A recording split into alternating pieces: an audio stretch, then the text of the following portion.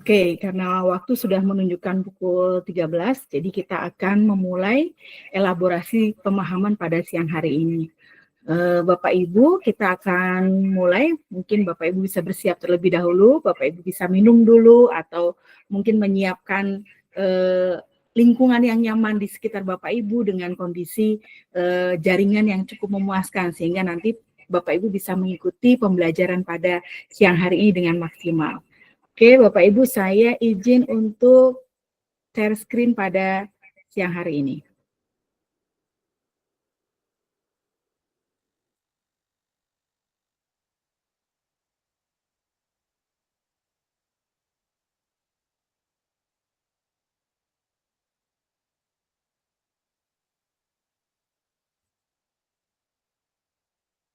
Oke.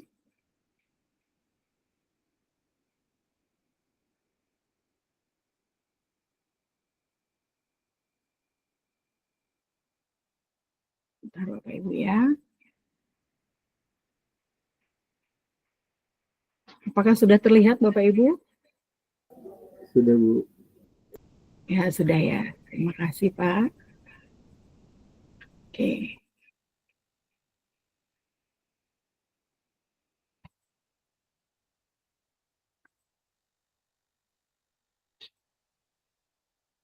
Masih terlihat seluruh ya? Belum terlihat ini ya? Masih slide, Bu. Belum full screen. Ya, saya ini aja.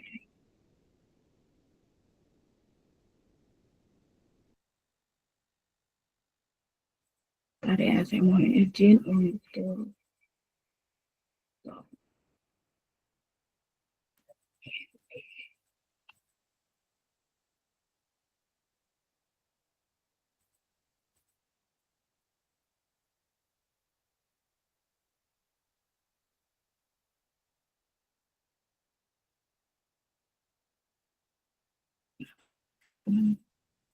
Oke, sebentar ya.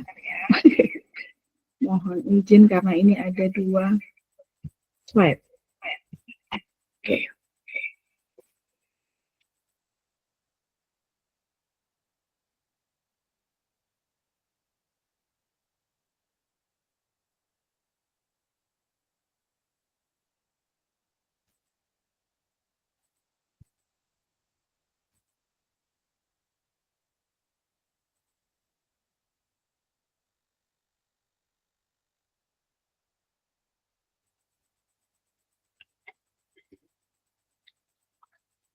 Oke, Bapak Ibu. Assalamualaikum warahmatullahi wabarakatuh. Waalaikumsalam warahmatullahi wabarakatuh. Waalaikumsalam warahmatullahi wabarakatuh. Ya, salam, damai sejahtera, Om Swastiastu, Namo Buddhaya, salam kebajikan, rahayu untuk kita semua di ruang virtual pada siang hari ini. Bapak Ibu, mohon maaf jika tampilan di layar Bapak Ibu masih terlihat tidak full ya, tapi di saya sudah membagikannya full 1 frame seperti ini. Nah, pada siang hari ini saya bersyukur sekali karena siang hari ini kita boleh sama-sama untuk belajar untuk saling berelaborasi modul 3.2. Nah, ini adalah modul ke berapa Bapak Ibu ya kalau dari seluruh modul yang ada di PGP? Modul ke-9 ya Bapak Ibu ya? Modul yang ke-9. Oke, jadi kalau dalam kehamilan ya, kalau dalam kehamilan itu Bapak Ibu modul ke-9 ini sudah menuju masa-masa melahirkan ya. Masa-masa untuk 36 minggu dan menuju ke melahirkan. Begitu pula Bapak Ibu, saat ini pastinya Bapak Ibu sudah ada dalam kondisi matang ya Bapak Ibu ya. Sudah dalam kondisi matang dan tinggal 10 hari lagi menuju kelahiran dari guru penggerak di lingkungan Bapak Ibu. Nah, pada siang hari ini kita akan bersama-sama belajar atau mengelaborasikan modul 3.2 pemimpin dalam pengelolaan sumber daya. Modul ini ditulis oleh Dr. Siti Suharsih MPD dan Ibu Yuni Widyasuti SPSI, MPSI ya, sebagai modul elaborasi pemahaman CGP di angkatan 11. Oke. Mohon maaf, ini saya masih tidak terlihat share screen-nya. Nah, Bapak Ibu, dari 60 saya lihat di data itu ada 60 CGP dari 3 fasilitator yang ada di BGP Lampung. Dan saat ini baru ada 35 ya Bapak Ibu ya. 35 termasuk saya dan admin, saya 2-3 berarti baru ada sekitar 32 CGP yang bergabung. Mungkin Bapak Ibu bisa saling toel ke teman-temannya ya, teman-teman sebelahnya atau teman-teman satu grup fasilitator untuk bisa segera bergabung pada siang hari ini. Nah, ini kemarin saya mencoba bertanya Bapak Ibu, apa sih sapaan dalam bahasa Lampung seperti itu? Mohon maaf kalau saya salah, tapi saya mencoba belajar untuk menyapa dalam bahasa Lampung yang saya dapatkan dari rekan saya yang kebetulan tinggal di Lampung. Katanya tabik pun grup 15 BGP Lampung dari fasilitator Miftahul Aziz, Mira Olivia, dan Bapak Muhammad Anwar. Jawabannya apa nih Bapak Ibu kalau saya sampaikan tabik pun? Yapun.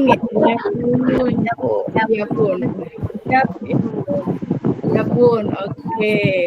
Terima kasih Bapak Ibu yang sudah menjawab salam saya ya. Berarti ini rekomendasi teman saya sesuai nih. Tabikun jawabannya berarti yapun. Oke, terima kasih Bapak Ibu. Nah, saya akan mulai perkenalan pada siang hari ini. Perkenalkan, saya adalah Etik Sukmawati, ya. Seperti Bapak Ibu lihat di LMS, saya Etik Sukmawati. Saya lahir di Jakarta, Bapak Ibu. Sengaja ini saya tulisin warna yang berbeda. Saya lahir di Jakarta, besar di Semarang, dan bekerja di Cianjur, Bapak Ibu. Saya adalah guru matematika di SMK Pertanian. Ya, di sini saya bisa melihat bagaimana keterkaitan matematika itu di semua bidang pekerjaan. Jadi saya bersyukur sekali kalau di awal saya menjadi seorang guru, itu saya ditempatkan di SMA.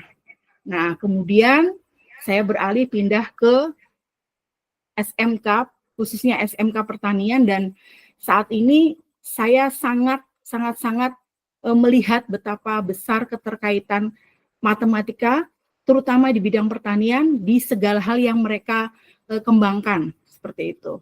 Dan saya memiliki hobi berwirausaha. Nah, Bapak Ibu di sini ada yang dari SMK? Mungkin bisa tunjuk jari atau memberikan respon. Ada yang dari SMK?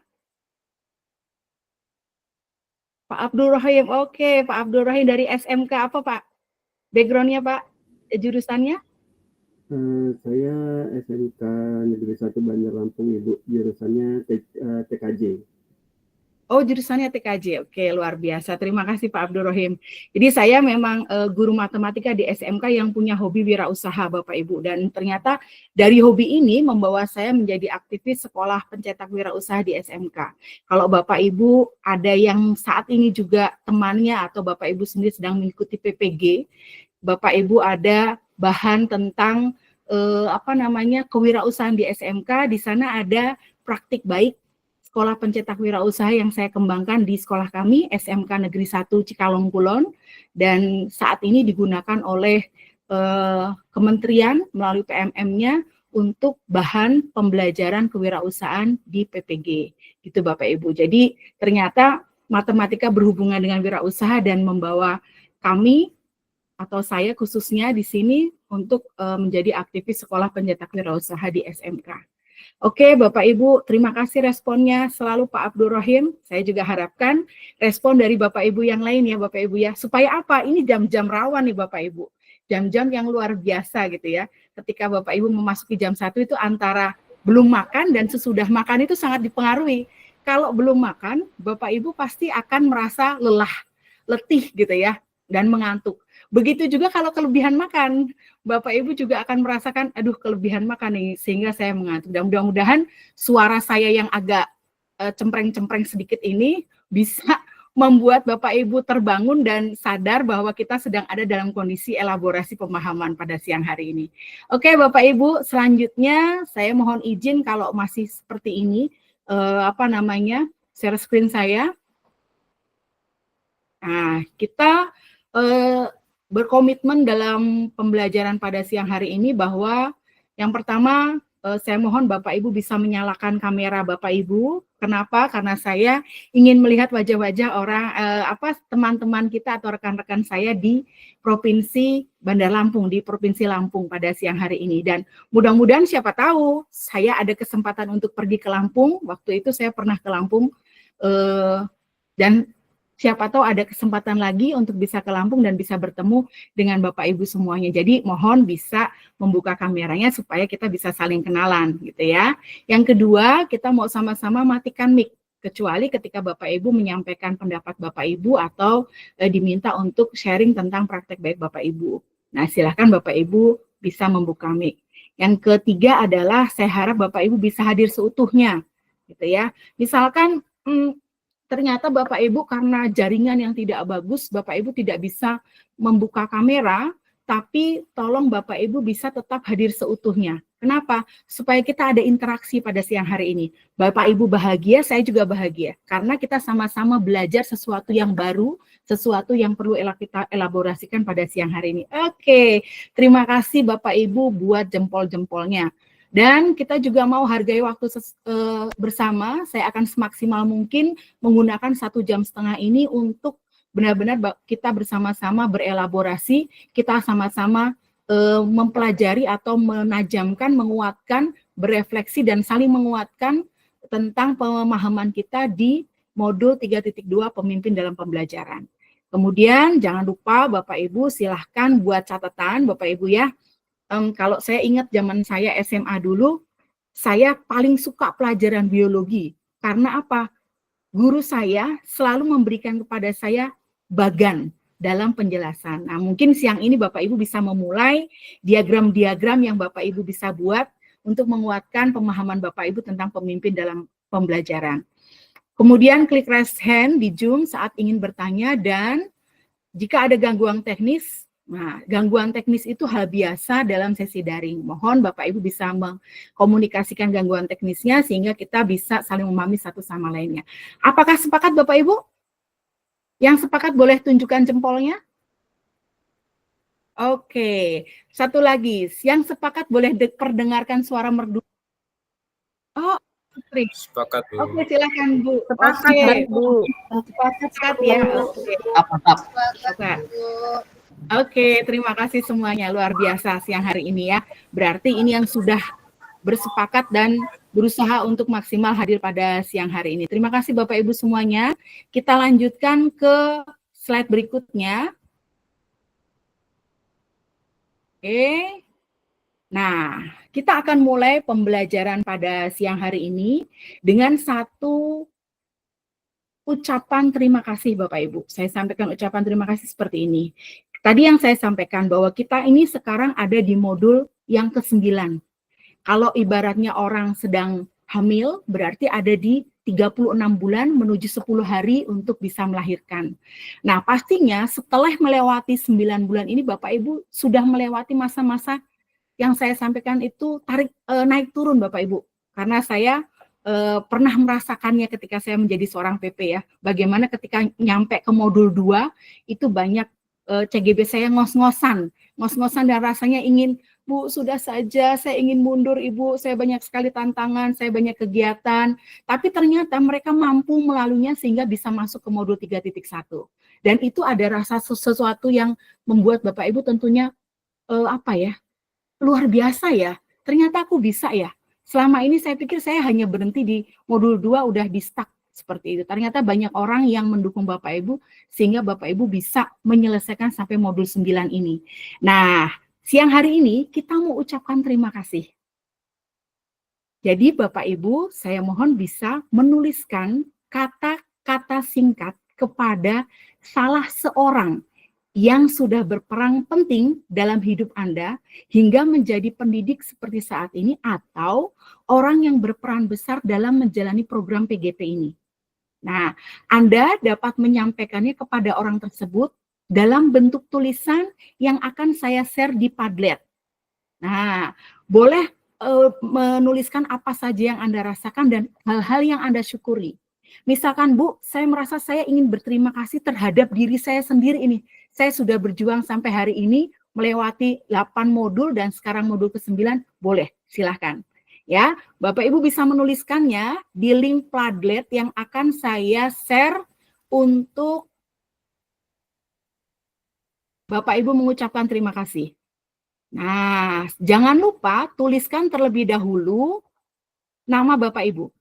Ya, tuliskan terlebih dahulu nama Bapak Ibu, kemudian baru tuliskan ucapan terima kasih kepada orang-orang yang sudah berperan dalam hidup Anda, baik sebagai seorang pendidik maupun orang-orang yang berperan dalam menjalani program PGP ini. Silakan bisa dituliskan Bapak Ibu di link Padlet yang saya sudah sematkan di kolom chat. Enggak, pastinya banyak support dari lingkungan sekitar ini ya Bapak Ibu ya. Silakan, saya akan bagikan untuk link Padletnya.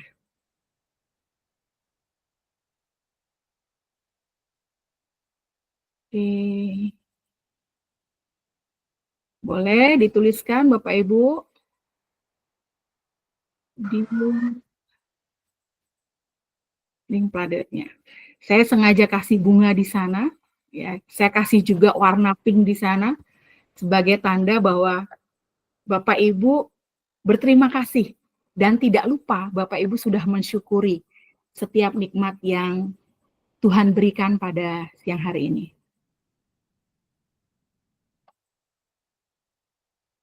Oke, bisa dituliskan. Ini baru 1 orang yang sudah menuliskannya.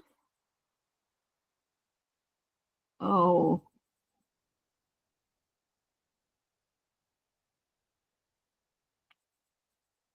Ini Ibu Nani Agustin baru nulis nama nih ya.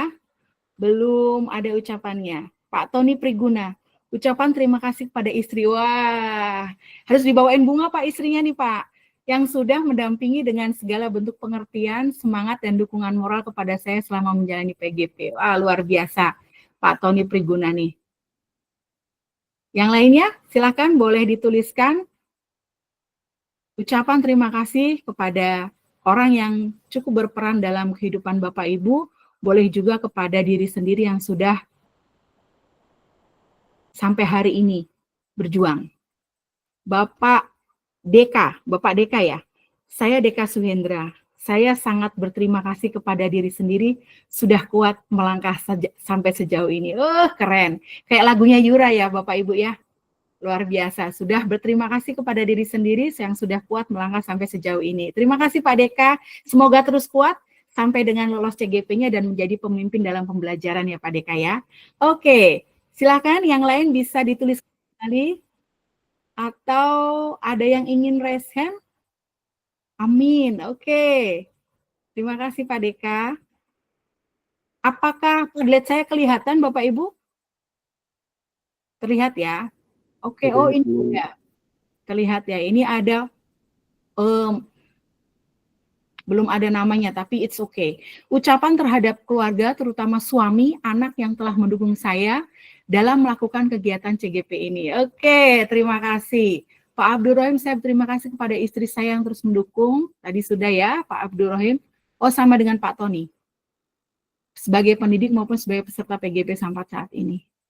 Bu Elis, aku sangat bangga pada diriku sendiri. Wes, yang sudah bertahan sampai saat ini sebagai guru penggerak. Perjalanan ini tidak mudah, tapi aku berhasil melewati semuanya. Good, luar biasa Bu Elis. Saya sampai merinding loh. Kerasa banget bagaimana kita selalu berjuang ya. Ibu Lovita, ucapan terima kasih kepada ibu dan suami saya.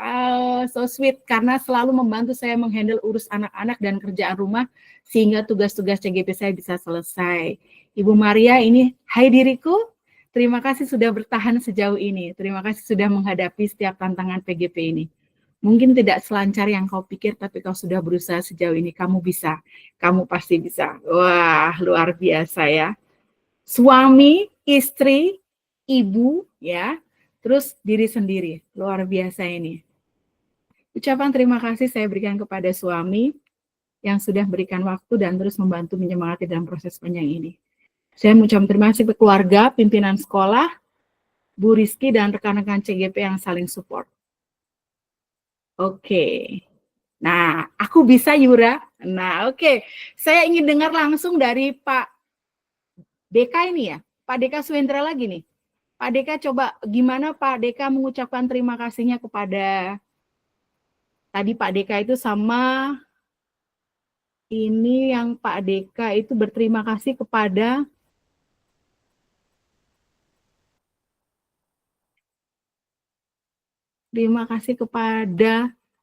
diri sendiri. Coba Pak Deka. Kalau ngomong sama diri sendiri gimana Pak Deka?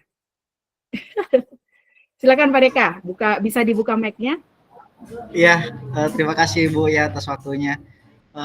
Kalau saya lakukan itu lebih kepada memejamkan mata sih Bu, memejamkan mata, merefleksi segala hal yang sudah saya alami sejauh ini, terutama selama saya mengikuti CGP, susah senangnya, naik turunnya, dilema dan pencapaiannya semuanya berputar begitu aja di kepala gitu Bu. Jadi sambil meyakinkan terima kasih sudah kuat gitu. Oke. Nah, apa yang Bapak rasakan setelah Bapak ngomong kayak gitu, Pak? Banyak hal yang apa ya? Ternyata saya beruntung berada di posisi ini yang belum sempat dirasakan oleh kawan-kawan yang lain dan mereka menantikan posisi yang sama sebenarnya seperti itu sih. Oke, terima kasih. Oke, terima kasih Pak Deka yang sudah berterima kasih pada diri sendiri dan tadi saya tanyakan kepada Pak Deka, apa yang Bapak rasakan? Ternyata Pak Deka merasakan saya bersyukur karena saya sudah mampu melewati, saya sudah mendapat kesempatan untuk menjadi seorang CGP sampai dengan hari ini. Dan itu adalah salah satu bentuk kita berpikir aset, kita berpikir tentang inquiry apresiatif, memandang positif apa yang kita dapatkan dan kita miliki untuk membuat suatu perubahan dalam diri kita. Mungkin di awal kita merasa, aduh ya ampun, waktu kita banyak terbuang, saya nggak bisa ngurus anak saya, suami saya nggak bisa main-main kayak teman saya yang lain, karena saya harus bikin tugas. Itu saat kita berpikir defisit. Tapi pada saat ini kita mau mindfulness, kita mau berbahagia karena apa? Kita punya kesempatan yang berbeda dibandingkan dengan teman-teman kita yang lain. Kita punya sesuatu yang berbeda dan sehingga kita bisa mensyukurinya. Itu adalah aset salah satu yang kita punya, yaitu motivasi kita. Oke, terima kasih buat semuanya. Jadi intinya ada, kalau saya bisa gabungkan, ada 3 orang peran yang ingin Bapak ucapkan terima kasih. Yang pertama adalah orang tua, karena ada yang bilang bapak ibunya ya. Yang kedua adalah suami atau istri atau pasangannya dan anak-anak, berarti keluarga. Dan yang ketiga adalah diri sendiri. Dan ketiga hal ini adalah aset bapak ibu. Untuk bapak ibu bisa support, bisa bahagia, bisa menjalani PGP sampai dengan modul yang ke-9 ini. Oke, saat ini kita beri aplaus untuk diri kita. Karena kita sudah bisa melalui semua ini. Yang setuju boleh sampaikan aplausnya melalui reaksi, boleh juga dengan love, boleh juga dengan tanda jempol. Oke. Ya, kalau yang selama ini merasa saya belum pernah mengasih reward diri sendiri, coba rasakan reward itu. Saat kita bisa berterima kasih kepada diri kita yang sudah melewati hari ini.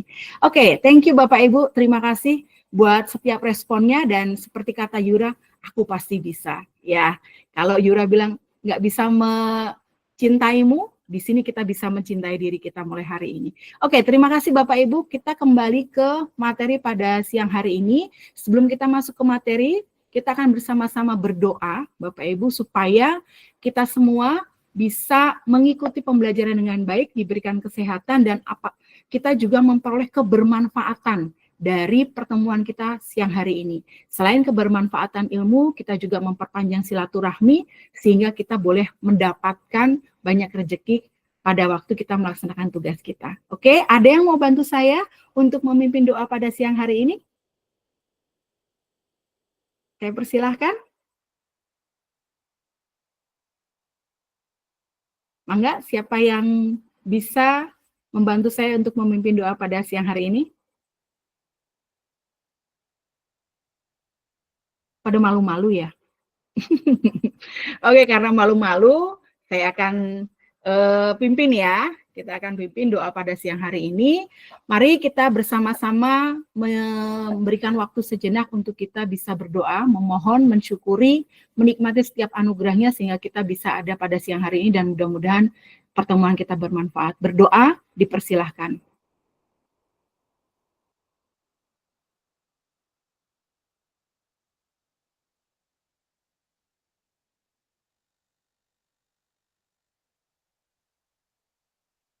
Berdoa selesai. Oke, Bapak Ibu. Saya mulai lagi, Bapak Ibu. Oke. Kita sekarang lanjut di slide berikutnya.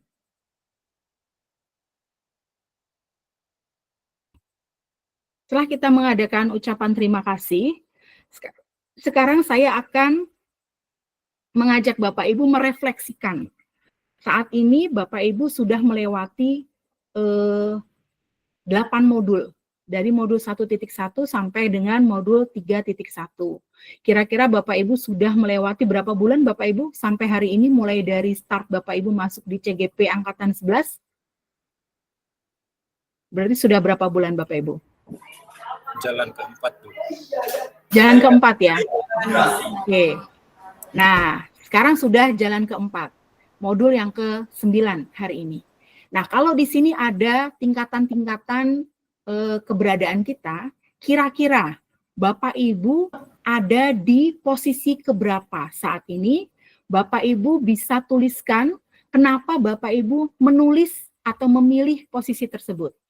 Jadi Bapak Ibu ada di posisi mana dan mengapa Anda memilih posisi tersebut? Bisa Bapak Ibu tuliskan di kolom chat. Silahkan Bapak Ibu. Terlihat ya, walaupun saya nggak full screen ya.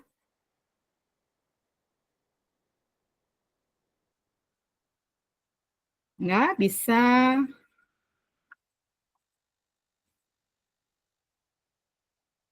Oke, Bu Junita. Mudah-mudahan berhasil, lancar. Silahkan, bisa dituliskan di kolom chat. Saat ini, Bapak Ibu ada di posisi mana? Dan mengapa Bapak Ibu memilih posisi tersebut?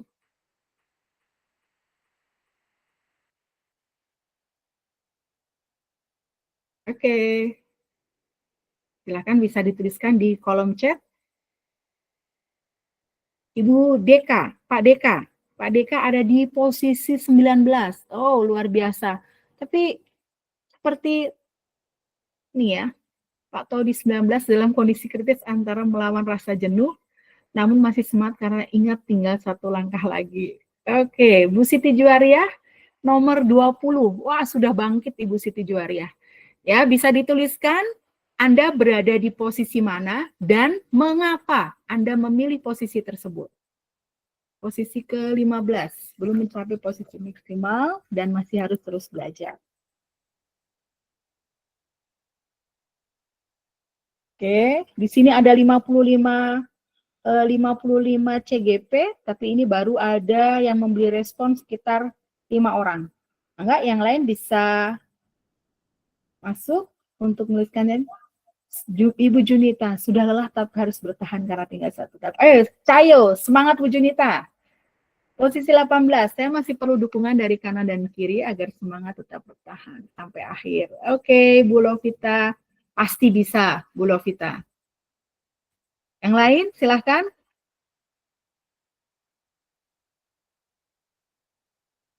Oke, Ibu Umi. Ibu Umi udah duduk anteng di atas. Merasa lelah dan ingin rehat, namun ingat langkah ini sebentar lagi tuntas. Oke, terima kasih Bu Umi. Saya berada di posisi 19 untuk mencapai puncaknya. Oke, Bu Heni. Yang lain?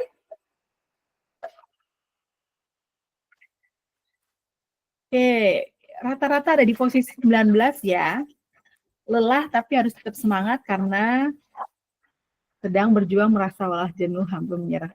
Semoga bertambah. Oke. Ya, merasa lelah, namun harus tetap semangat. Oke. Oke. Luar biasa. Banyak yang lelah, tapi masih tetap semangat. Itu kan luar biasa, Bapak Ibu. Oke. Oh, oke. Saya ingin dengar langsung dari Ibu Nani nih. Kenapa Ibu Nani masih berada di posisi 5, Bu Nani? Mungkin Bu Nani bisa sharing untuk apa namanya? Kenapa Ibu memilih ada di posisi 5? Silakan bisa dibuka mic-nya, Bu. Terima kasih Ibu atas kesempatannya. Ya. Sebelumnya Assalamualaikum warahmatullahi wabarakatuh. Waalaikumsalam. Izin Ibu, kenapa sih saya ada posisi 5? Mungkin lelah banget ya Ibu ya, karena dibagi kegiatan, ada saya sebagai bendahara BOS, koordinator kegiatan PMN dan sebagainya, terus sebagai wali kelas, kerasa banget saat ini gitu loh. Jadi saya mulai, aduh cuman itu tadi karena ada suami saya nyemangati, sabar gitu. Sebentar lagi selesai, bulan Desember sudah selesai kok gitu. Teman-teman oh jadi tetap semangat walaupun slow, maksudnya pingin lo rebahan gitu, pingin gitu. Tapi ya kita kembali lagi, oh bentar lagi selesai kok, sabar. Tetap berusaha bangkit walaupun agak susah gitu. Tapi ya tetap semangat Ibu untuk bangkit dan berusaha lebih baik lagi. Oke, terima kasih Bu Nani. Mudah-mudahan Bu Nani walaupun posisinya di 5, tapi nanti Bu Nani bisa nanjak ke atas untuk bisa di posisi 11 bersama dengan rekannya, sehingga bisa saling berkolaborasi, saling menguatkan. Kalau kita lihat di posisi 11-12 itu kita akan bertemu dengan teman seperjalanan untuk bisa saling menguatkan gitu ya, itu kan saling merangkul. Sehingga Bu Nani tidak lagi glosor, kalau orang Jawa bilang glosor di bawah, tapi sudah boleh bisa lagi bangkit ke atas. Oke, semangat Bu Nani. Tadi yang saya sampaikan bahwa kita punya aset. Suami Ibu adalah aset yang terus-menerus memberikan semangat buat Ibu. Dan yakinlah, Tuhan tidak pernah salah memberikan masalah kepada pundak yang salah, kepada pundak kita. Karena Tuhan yakin Ibu Nani kuat sampai akhir.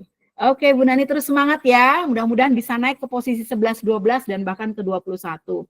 Nah, ini rata-rata kalau saya perhatikan ada di posisi 18 dan 19. 19 ini yang lelah, yang 18 ini yang posisinya sudah menemukan rekan sejawat atau komunitas untuk bisa saling memberikan semangat.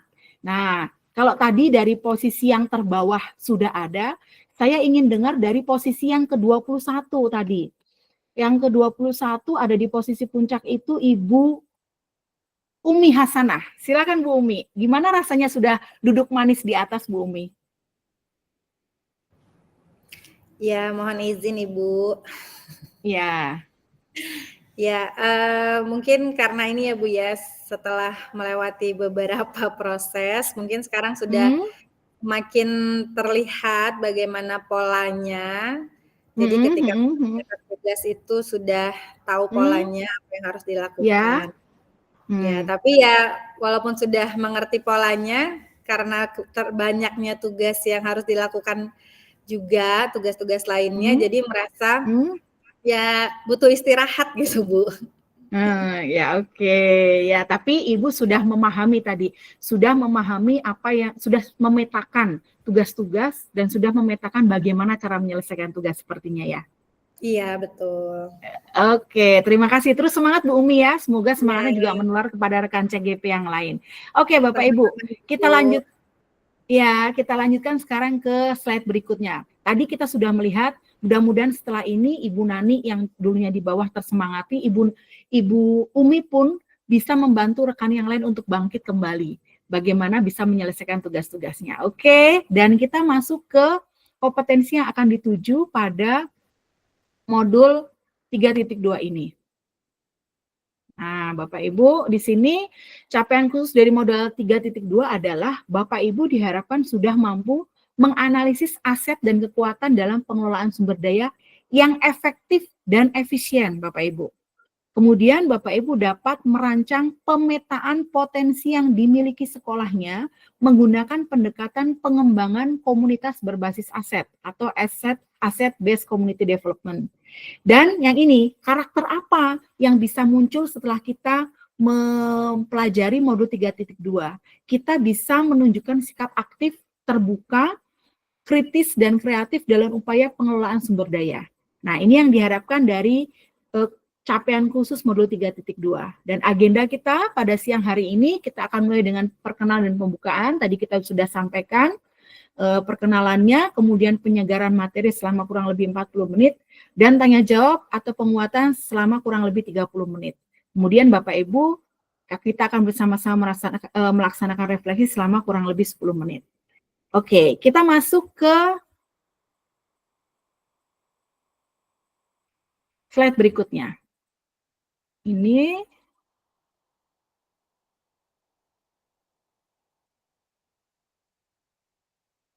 apakah slide saya sudah terlihat Bapak Ibu?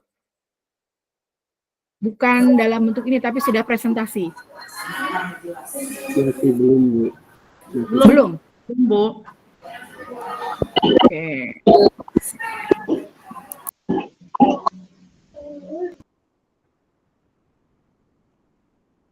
Kalau seperti ini, apakah sudah terlihat Bapak Ibu? Belum, Bu. Masih belum Masih, ya? Bu, masih seperti yang tadi.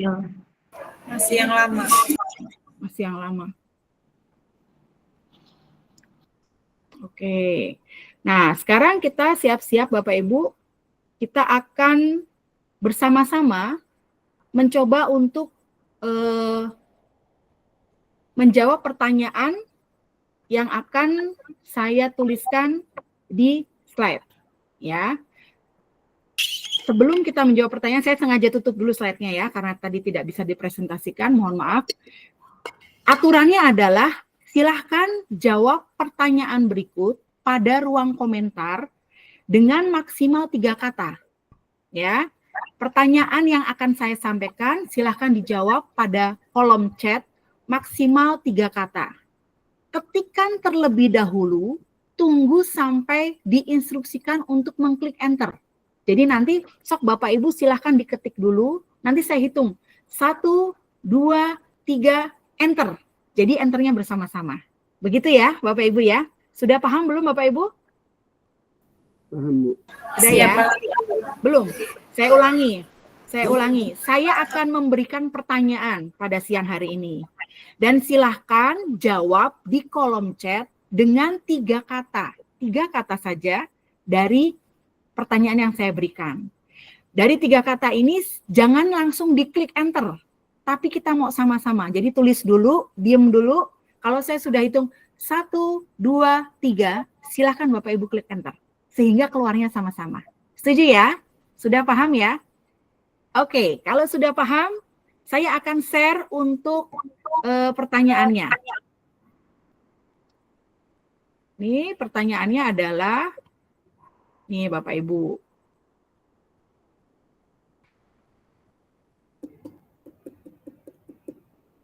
Kayak ini ya, ini. Seperti surprise. Nah, oke. Pertanyaannya adalah, bagaimana, tenang ya. Silahkan tenang dulu jari-jarinya. Jangan buru-buru di enter. Bagaimana kondisi pendidikan di daerah Bapak Ibu saat ini? 3 kata yang menggambarkan kondisi pendidikan di daerah Bapak Ibu saat ini. Jangan enter dulu. Kalem ya jari-jarinya ya. Silahkan pikirkan bagaimana kondisi pendidikan di daerah Bapak Ibu saat ini. Ya, tenang, dengan 3 kata. Oke? Sabar. Siapa tahu masih ada yang berpikir. Saya tunggu 1 menit.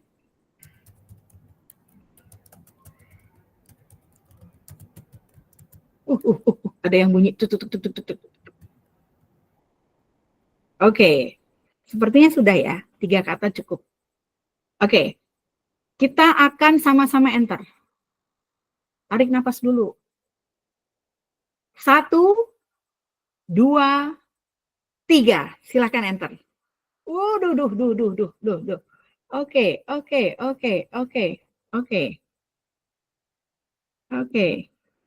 Mulai dari Bapak Tony Priguna.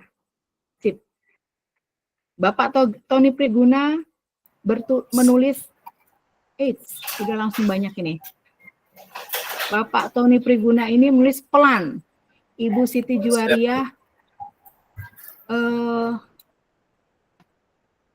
karakternya mengkhawatirkan. Nah, saya dari bawah saja ya, butuh ide baru, masih terus memperbaiki, sudah cukup baik, mulai berpihak pada siswa, perlu banyak perbaikan, sudah cukup baik. Oke, ya. Nah, sekarang coba kita amati, cermati yang ada di kolom chat, jawaban-jawaban di kolom chat, dan Bapak Ibu coba kita identifikasi, Bapak Ibu.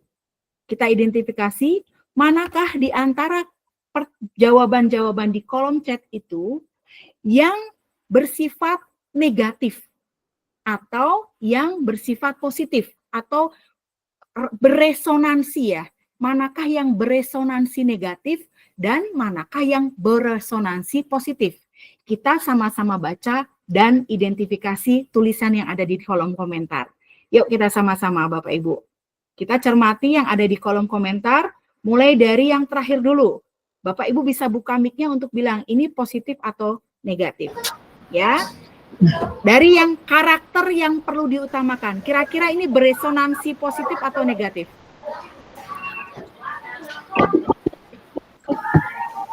Negatif. Oke. Lovita Marcelia, butuh ide, kira-kira negatif atau positif? Negatif. Oke, terus Dwinika Rahayu, ini masih terus memperbaiki, kira-kira? Positif. Negatif. Oke, ada yang positif, ada yang negatif, sampaikannya. Sudah cukup baik, ini kira-kira negatif atau positif? Positif.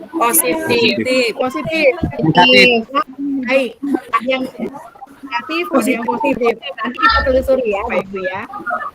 Cukup baik bagaimana?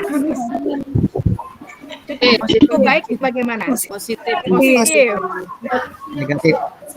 Nih, negatif. Mulai berpihak pada siswa. Mulai berpihak pada siswa. Oke. Fasilitas memadai. Positif.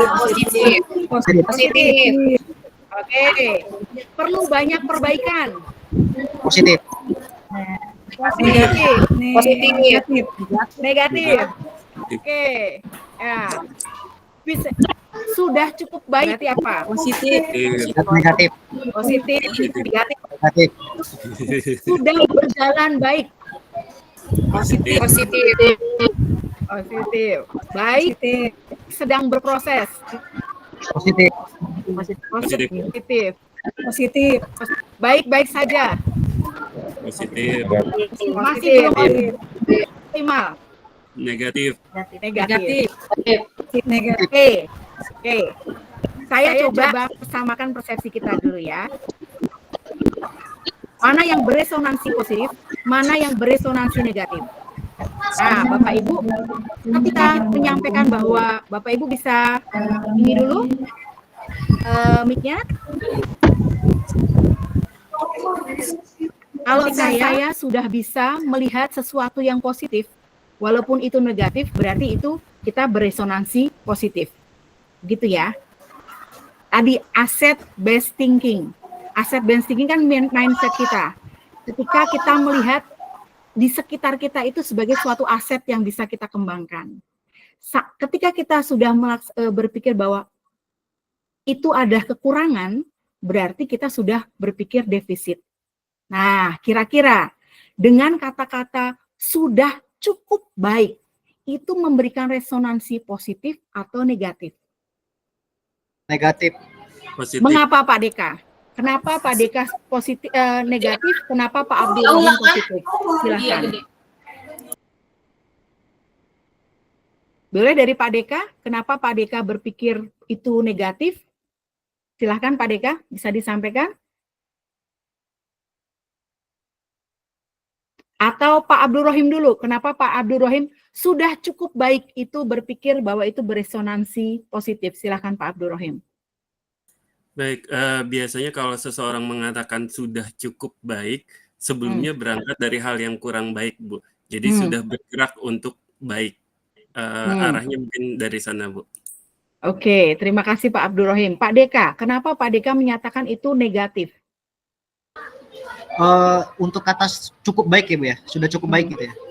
Karena saya bermandang seperti ini Bu, kalau misalkan kita memandang sesuatu itu sudah cukup baik, itu kayak oh ya sudah gitu. Tapi kalau kita memandang ini masih ada yang bisa diperbaiki, walaupun di situ kondisi sudah baik sebenarnya, tapi kita berpikir ini masih bisa nih lebih meningkat lagi. Makanya saya menulis di kolom komentar adalah masih banyak hal di sekolah ini yang bisa dimaksimal lagi potensinya, walaupun secara kondisi sebenarnya sudah cukup baik. Tapi saya memandangnya ini masih bisa dimaksimalkan lagi seperti itu. Terima kasih Bu, makanya saya berpandangan negatif. Negatif ya, oke. Saya di sini ada dua. Dari kata sebenarnya kalau kata-katanya tidak baik sama satunya baik, itu jelas. Kalau tidak baik berarti sudah negatif. Kalau baik berarti dia sudah positif. Nah, bagaimana dengan kata cukup? Cukup ini yang membuat kita kadang bingung. Ini sebenarnya berpengaruh positif atau berpengaruh negatif. Tapi ketika kita melihat asset based thinking, kata cukup ini berarti kan tetap aja kurang. Tetap aja kurang. Belum menuju ke sudah baiknya. Sehingga ketika kita mengatakan cukup berarti masih ada kekurangan yang kita pandang. Kekurangan yang kita pandang di sekitar kita. Sehingga kalau saya sampaikan, kata cukup ini lebih cenderung memberikan resonansi negatif. Setuju nggak Bapak Ibu? Kenapa? Karena dengan cukup ini kita merasa bahwa ini masih kurang, artinya kita masih melihat kekurangan yang ada di sekitar kita. Tapi ketika kita bilang sudah baik, gitu, artinya berarti kita sudah dari awalnya tidak baik menuju ke sudah baik. Kita sudah melihat sesuatu yang lebih baik dan kelebihan-kelebihan yang ada di sekitar kita. Dengan tetap mempedulikan kekurangan tapi tidak dijadikan sebagai suatu dasar pemikiran. Seperti itu ya Bapak Ibu ya. Sepakat tidak Bapak Ibu? Yang sepakat boleh? Atau ada yang menanggapi? Silahkan. Oke, kalau sepakat ya, berarti sepakat kita. Dengan cukup itu berarti belum maksimal. Ada yang ingin menanggapi? Atau sudah? Nah, bagaimana dengan kata-kata seperti ini? Butuh ide baru. Kira-kira ini termasuk beresonansi positif atau beresonansi negatif? Negatif sebenarnya. Negatif. Yang lain? Setuju dengan negatif tadi? Atau ada yang berpikir positif? Bapak Datu mau menyampaikan? Negatif, Bu. Negatif ya. Oke, berarti butuh ide baru itu merupakan memberikan resonansi positif. Artinya mungkin dia tidak melihat ada banyak ide yang bisa ada di sekitarnya dan membutuhkan ide baru. Oke, terima kasih. Kita sudah mulai bisa membedakan mana yang beresonansi positif, mana yang beresonansi negatif.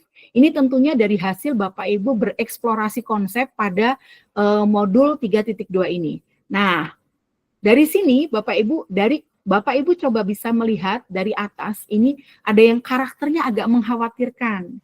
Baik harus dikembangkan. Nah, sudah baik dan merata. Sudah baik dan merata ini berarti positif. Memiliki banyak potensi, ini positif. Sangat aman dan tentram, positif. Di tengah-tengah, nah di tengah-tengah ini yang galau ini. Bagaimana yang di tengah-tengah ini? Di tengah-tengah ini sama seperti hanya cukup tadi. Ya, jadi belum dalam kondisi maksimal. Seperti itu. Masih melihat ada sisi negatifnya. Masih belum optimal, sama juga seperti itu. Nah, oke. Dari sini berarti Bapak Ibu sudah mengidentifikasi mana yang berpikiran positif, mana yang beresonansi negatif. Selanjutnya Bapak Ibu, kita masuk ke nih Bapak Ibu. Ini agak ini ya. Nah, coba kita lihat, kelihatan nggak Bapak Ibu? Ini agak kecil tapi mudah-mudahan kelihatan ya Bapak Ibu ya. Nah, ketika kita melihat sesuatu atau paradigma kita memandang sesuatu itu berbasis pada kekurangan atau masalah atau hambatan, sebenarnya kita juga bisa mengalihkan ke paradigma kita atau pandangan kita ke sesuatu yang berbasis pada aset atau kekuatan. Jadi cara berpikir kita bisa kita ubah, cara pandang kita bisa kita ubah. Misalkan yang awalnya berfokus pada masalah, maka kita akan coba fokus pada aset dan kekuatan.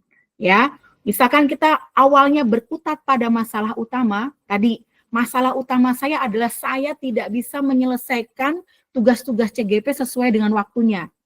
Tapi ketika kita melihat hal positifnya bahwa saya punya sesuatu nih di yang masa yang akan datang, ketika saya bisa menyelesaikan pendidikan ini ada rasa bangga dalam diri saya. Nah, itu kita mencoba paradigma atau berpikir kita dengan berpikir positif atau berpikir aset dan kekuatan. Lalu kalau kita berpikir pada kekurangan atau masalah, kita mungkin lebih sering mengidentifikasi kebutuhan dan kekurangan. Sepertinya perlu dikembangkan karakternya, gitu. Tapi sekarang ayo kita sama-sama untuk merubah paradigma kita berpikir tentang kesuksesan yang akan kita raih setelah ini. Nah, ketika kita ada di suatu kegiatan, mungkin kita selama ini hanya fokus mencari bantuan dari sponsor atau institusi lain. Nah, sekarang bagaimana kita bisa mengorganisasikan kompetensi yang ada pada sumber daya kita, kompetensi dan sumber daya kita. Ya, misalkan nih Bapak Ibu ya, dulunya kita fokus untuk misalkan untuk kegiatan perpisahan. Ya, perpisahan anak-anak ingin mengadakan mengundang bintang tamu dalam perpisahan.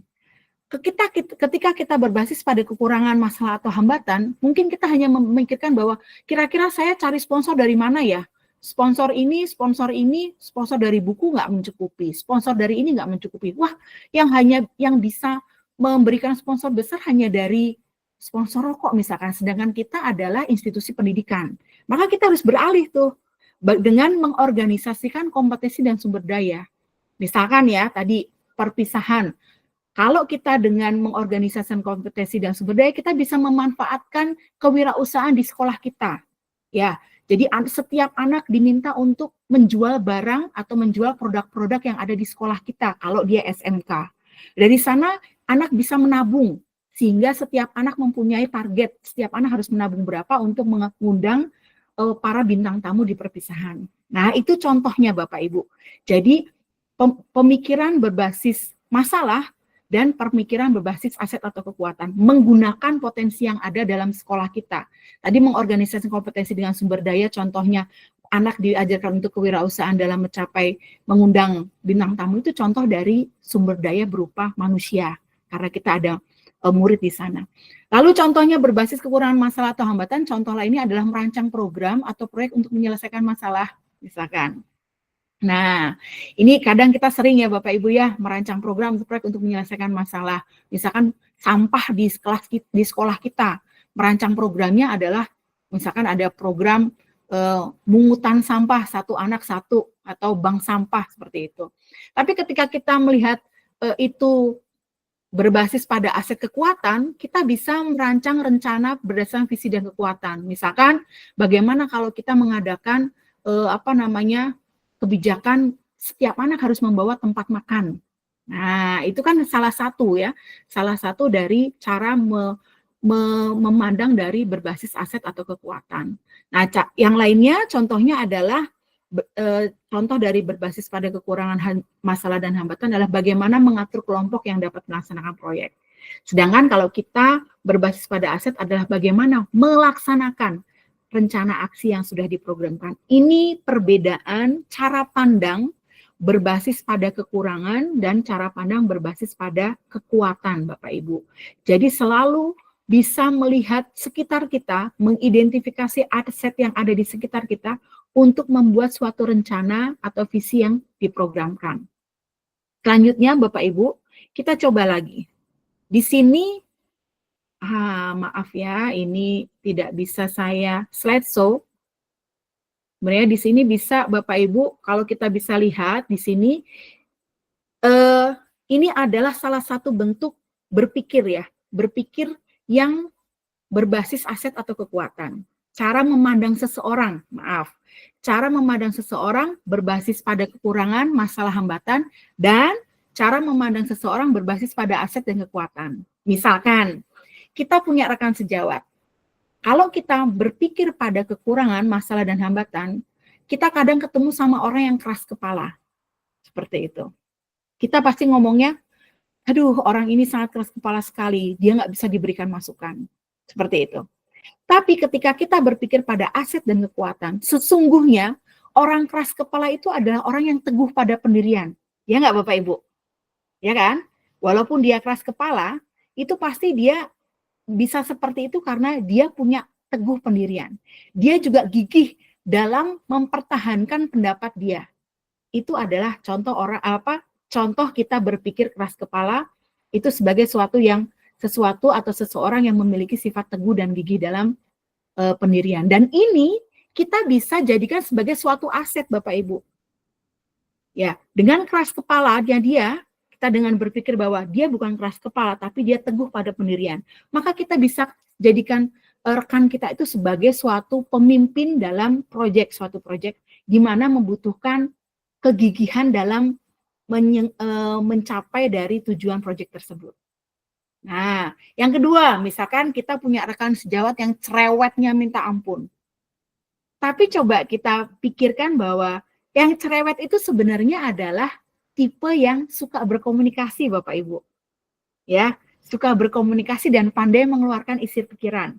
Nah, sekarang kan memang dibutuhkan itu kemampuan berkomunikasi di abad 21 ini. Jadi kita berpikirnya ketika ada rekan kita yang cerewet ini justru ini sebagai potensi. Bagaimana rekan kita ini kita bisa jadikan sebagai seseorang yang bisa mengkomunikasikan visi sekolah, tujuan kegiatan kepada orang-orang yang menjadi rekanan kita. Seperti itu ya, Bapak Ibu ya. Nah, ada juga orang yang tipenya arogan sekali orang ini ketika kita berpikir itu sebagai suatu masalah atau hambatan. Sebenarnya arogan itu berarti beliau adalah orang yang berani mengungkapkan pandangannya. Ya, arogan ya. Dia berani mengungkapkan pandangannya. Kalau iya, saya setuju. Kalau tidak. Seperti itu. Berani mengungkapkan pandangannya. Terus ada lagi rekan kita yang penakut, Bapak Ibu. Penakut, atau mungkin diri kita. Penakut, merasa saya itu penakut. Padahal sebenarnya penakut itu adalah tipe orang yang waspada, berhati-hati. Ya, mungkin dia nggak penakut, tapi dia lebih ke pelan-pelan, berhati-hati. Dia tahu bagaimana risiko ketika dia melakukan sesuatu. Dan yang terakhir, kalau kita ketemu sama seseorang atau diri kita yang kaku, saya mah kaku, saya nggak bisa untuk berkomunikasi dengan baik. Sebenarnya kita bisa berpikir dengan kata-kata bahwa dia itu sebenarnya suka dengan keteraturan dan yang dapat diprediksi. Ya, artinya prosedural. Jadi kalau kita menghadapi suatu kegiatan atau suatu program yang membutuhkan keteraturan dan sesuatu yang prosedural, kita bisa gunakan rekan kita yang kaku ini dalam mengerjakannya. Benar ya Bapak Ibu ya, sebenarnya orang-orang yang kaku itu kalau kita berikan tanggung jawab secara prosedural mereka luar biasa loh.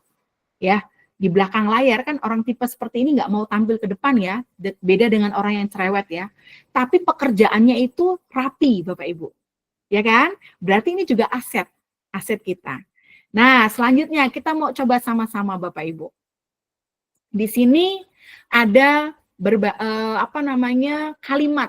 kalimat yang berbasis pada kekurangan, masalah atau hambatan, dan kalimat yang berbasis pada aset atau kekuatan.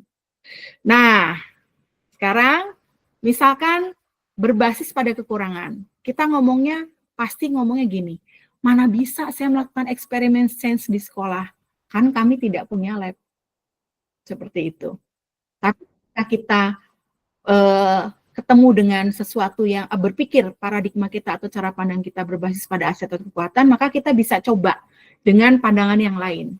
Gimana? Mari kita coba cari tahu ada alat dan bahan apa yang bisa kita manfaatkan untuk melakukan eksperimen ini. Ya. Nah, atau kata-kata murid ini memang benci banget dengan sekolah dan tidak ada yang bisa saya lakukan untuk mengubahnya. Sering banget nih kayak gini ya, ketemu ini ya. Apalagi kalau murid di SMP sama SMA, ketika mereka sudah tipe-tipe yang mulai ekspresif. Kalau dia nggak suka, dia akan perlihatkan gitu ya. Mungkin kita sempat ceplos sama kata-kata atau pandangan seperti ini. Murid ini memang benci banget dengan sekolah atau dengan saya. Dan tidak ada yang bisa saya lakukan untuk mengubahnya. Coba ubah cara pandang ini dengan bagaimana saya bisa akrab dan nyambung sama murid saya dengan memanfaatkan minat dan keinginannya. Ya, Bapak Ibu. Nah, ini saya ingin berbagi ya.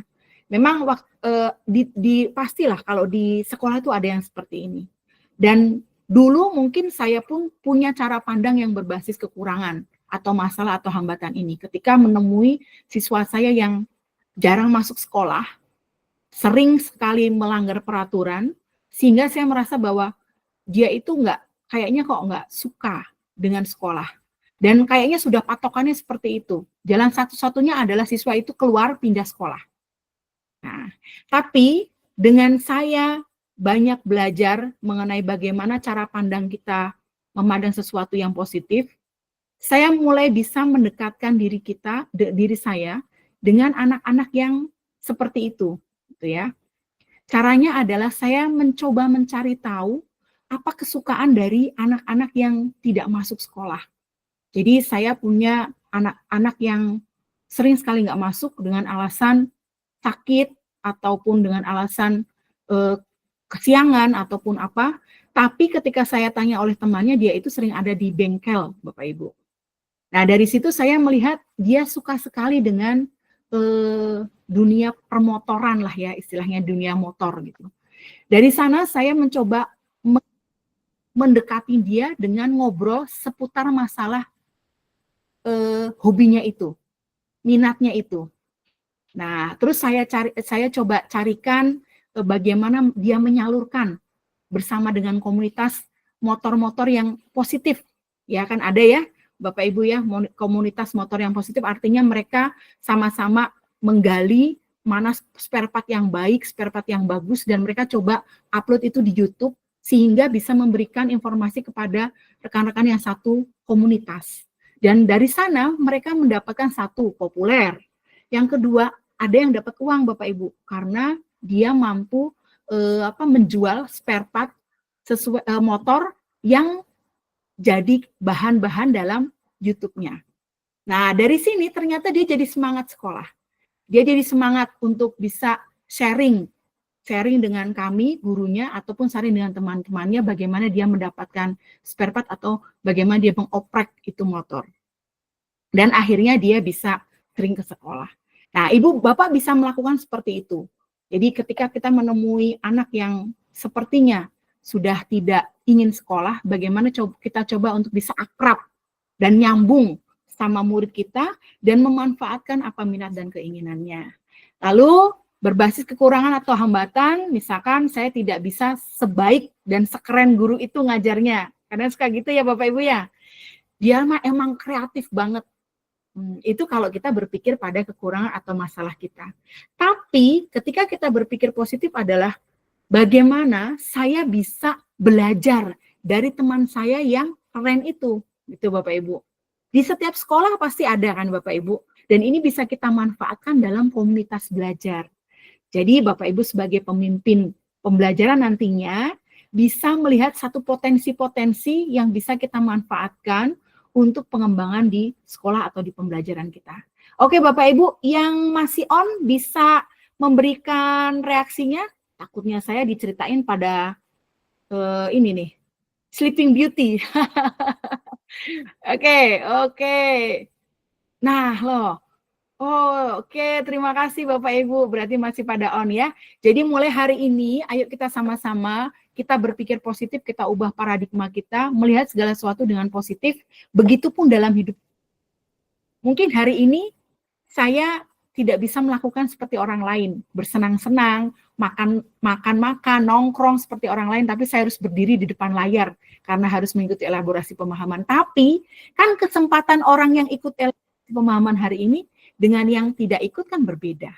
Bapak Ibu lebih banyak kesempatannya ke depan. Oke, terima kasih Bapak Ibu. Kita lanjutkan sekarang.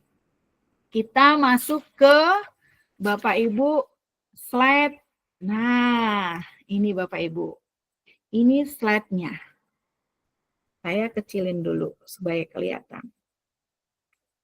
Oke. Bapak Ibu bisa melihat gambar ini Bapak Ibu. Dari sini saya ingin minta 2 orang untuk bisa menceritakan pandangan atau pendapatnya tentang gambar ini. Mangga, silahkan. Silahkan, siapa yang ingin menyampaikan pendapatnya tentang gambar ini yang saya share. Bukan tukang pasir ini ya, Bapak Ibu ya. Gali pasir sama yang lagi numpuk pasir gitu. Tapi ini adalah salah satu contoh apresiatif inquiry. Oke, Ibu Husnul Khotimah. Silakan Ibu Husnul. Oh, tidak berubah gambarnya. Maaf Bu, nggak bisa buka kamera karena kalau buka kamera sinyalnya nanti jadi jelek. It's okay Bu, nggak masalah. Yang penting Ibu mindfulness, tetap hadir di sini walaupun nggak buka kamera. Itu udah saya hargai. Silakan, Ibu ini kelihatan, ini kok ada yang menyampaikan bahwa gambarnya nggak kelihatan. Sudah ya, sudah ya. Oke, sudah Pak Deka. Ini sudah ada gambarnya. Silakan Ibu Husnul. Baik Bu, mencoba menjawab, tapi nanti kalau misalnya kurang tepat mohon diluruskan ya Bu ya. Iya, oke. Kita sama-sama berelaborasi pada siang hari ini. Silakan Bu Husnul. Ya, di situ kalau menurut saya itu ada sesuatu di depan kita, sesuatu yang besar, entah itu apa yang ingin kita capai ya Bu ya. Itu ada 2 orang, di mana yang satunya ini fokus ke depan. Nah, yang satunya ini rupanya dia fokus sama sesuatu hal yang tertinggal. Kalau di situ tuh kita ibaratkan misalnya mau ngangkut pasir, misal ya Bu ya itu. Ngangkut pasir, sesuatu yang di depan kita itu misalnya pasir. Nah, yang depan ini, itu udah ada nih satu cangkul yang mau kita gunakan untuk memindahkan pasir itu ke mobil, misal ya Bu ya. Nah, yang satunya ini, aduh, cangkulnya itu kok jatuh, gimana ini aku mau nyangkul gitu kan ya. Padahal kalau kita fokus ke depan itu bisa walaupun hanya dengan satu cangkul itu tadi, bukan cangkul namanya tapi saya nggak tahu itu apa. Kita bisa kita bisa memindahkan segundukan pasir itu ke dalam truk misalnya dengan satu sekop itu. Asalkan kita fokus sama satu alat itu dan kita semangat, nggak perlu itu yang udah jatuh itu kalau kita ngambil ke bawah itu malah kita ikut terjatuh. Nah, sama kayak misalnya di lingkungan kita di sekolah ya Bu ya kalau dihubungkan. Seperti yang saya dengar tadi Ibu bilang, nggak usah fokus sama apa tadi ya, hal-hal yang negatif misalnya dia pemarah, dia nggak supel, dianya itu kok arogan, nggak usah fokus ke situ, fokus ke asetnya apa yang bisa kita gunakan dari teman rekan sejawat itu. Nah, seperti itu Bu.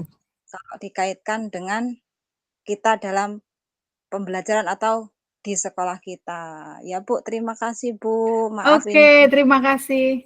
Terima kasih Bu Husnul. Oke, Bu Husnul lebih ke fokus dengan alat yang ada untuk mengatasi setiap ini ya Pak Bu ya. Jadi mengatasi setiap masalah menggunakan kekuatan kita, begitu ya Bu ya. Ya, seperti itu ya Bu Husnul ya. Ya, oke, terima kasih. Kita beri aplaus untuk Bu Husnul dengan pemahamannya. Ibu Siti Juwaria, satu lagi. Silakan Ibu Siti. Ya, baik. Terima kasih Bu atas waktunya. Ketika Ibu menampilkan gambar ini, yang terpikir oleh saya adalah ini ada 2 orang di tempat yang sama sebenarnya begitu ya. Di tempat yang sama, tetapi mungkin di sini adalah cara pandang yang berbeda, cara berpikir yang berbeda.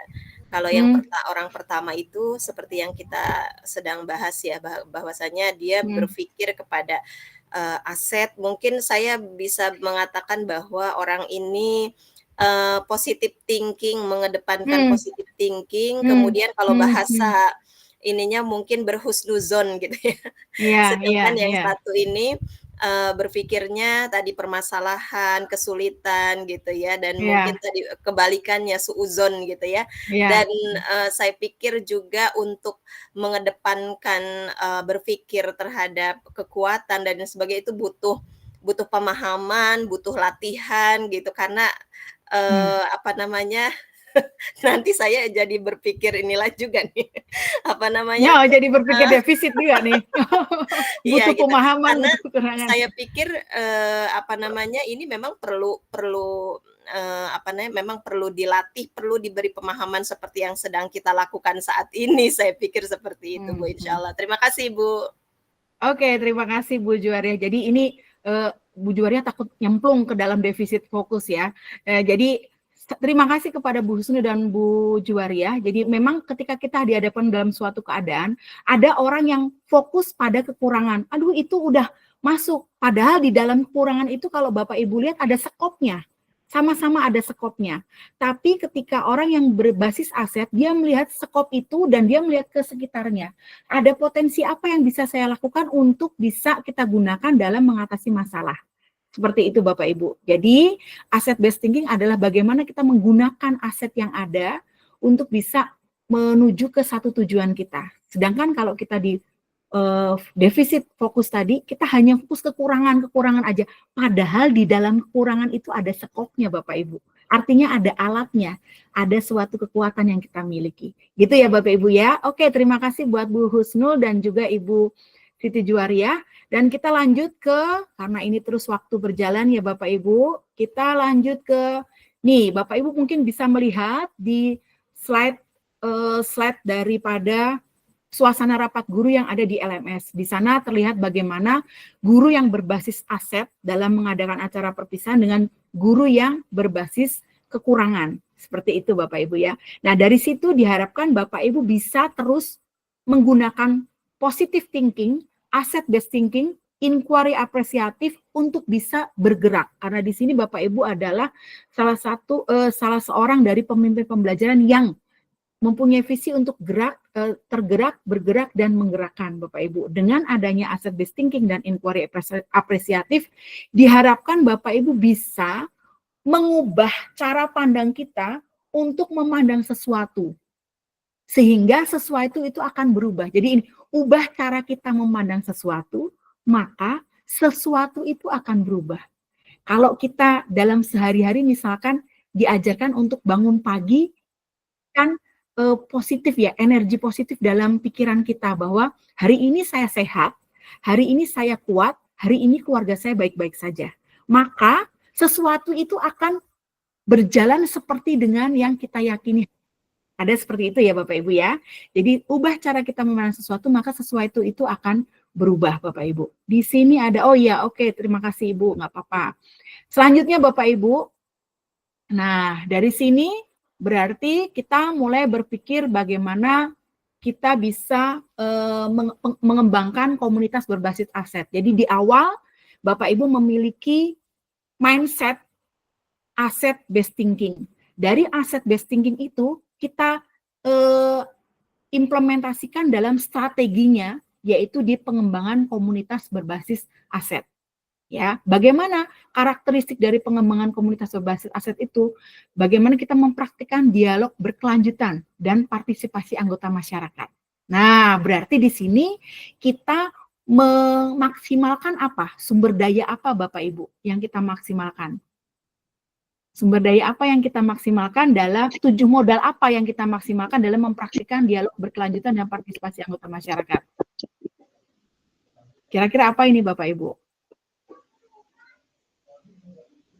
Mempraktikkan dialog berkelanjutan dan partisipasi anggota masyarakat. Berarti kita modal apa yang kita gunakan dalam pengembangan komunitas berbasis aset ini? Kalau Bapak Ibu sudah belajar di modal sosial, oke, modal sosial ya dengan masyarakat sekitar. Oke, terima kasih Bapak. Lalu yang kedua kita menumbuhkan komitmen terhadap tempat, yaitu perilaku akan memperkuat koneksi warga, baik komunitas, lingkungan, ekonomi dan lokal mereka. Bapak Ibu ya. Nah, di sini kita bisa gunakan itu modal sosial, kita bisa gunakan modal politik, kita bisa gunakan modal manusia dalam melaksanakan ini. Ketiga, membangun koneksi dan kolaborasi. Bagaimana sekolah mendorong perencanaan dan tindakan dilakukan secara kolaboratif dan melibatkan warga sekolah. Lalu kemudian, bagaimana mengenal dirinya sendiri dan membangun aset yang ada. Nah, ini komunitas memahami dirinya dan membangun aset yang ada. Bagaimana komunitas membentuk masa depannya. Bagaimana sekolah menciptakan visi sebagai perwakilan cita-cita ya. Lalu bertindak dengan obsesi, ide, dan peluang. Bagaimana sekolah mendorong pencarian tanpa akhir untuk ide-ide yang tepat. Dan yang ke-7 adalah bagaimana merangkul perubahan dan bertanggung jawab, dan bagaimana menghasilkan kepemimpinan. Nah, ini 7 aset modal utama, bahwa ada 7 ya Bapak Ibu ya, manusia, sosial, fisik, alam dan lingkungan, finansial, politik, dan agama dan budaya. Kemarin ada pertanyaan di grup 15 ini bahwa bagaimana seorang Bu, bagaimana saya bisa menggunakan aset politik sedangkan saya adalah seorang ASN. Nah, mungkin saya akan meluruskan miskonsepsi mengenai politik. Jadi politik ini bukan hanya orangnya yang bisa kita gunakan untuk dukungan sekolah, tapi lebih ke kebijakannya, Bapak Ibu. Kepala sekolah mengeluarkan suatu kebijakan, misalkan dilarang menggunakan bahan-bahan plastik di kantin, atau kebijakan membawa tempat makan sendiri dari rumah yang harus dipatuhi oleh seluruh warga sekolah. Ini juga merupakan aset politik Bapak Ibu. Kenapa? Politiknya yaitu kebijakannya. Kebijakan apa yang dikeluarkan oleh kepala sekolah untuk pengembangan pendidikan yang berkualitas dan berpihak pada anak. Nah, begitu ya Bapak Ibu. Jadi artinya ketika kita menjadi ASN, apakah kita harus masuk dalam politik Bapak Ibu untuk menjadikan ini sebagai modal untuk pengembangan pendidikan yang berpihak pada anak atau kepada murid kita? Tidak. Tapi kita menggunakan kebijakannya untuk pengembangan kualitas pendidikan dan pembelajaran yang berpihak pada murid. Itu mungkin yang perlu saya luruskan. Dari sini Bapak Ibu, adakah pertanyaan yang ingin ditanyakan? Saya masih punya kurang lebih sebelum refleksi itu 15 menit. Bapak Ibu, mangga kalau ada yang ingin ditanyakan berkaitan dengan modul 3.2, khususnya tentang 7 aset utama atau modal utama yang bisa Bapak Ibu gunakan, dan juga tentang pengembangan komunitas berbasis aset. Mangga kalau ada yang ingin ditanyakan, silahkan Bapak Ibu bisa raise hand. Silahkan.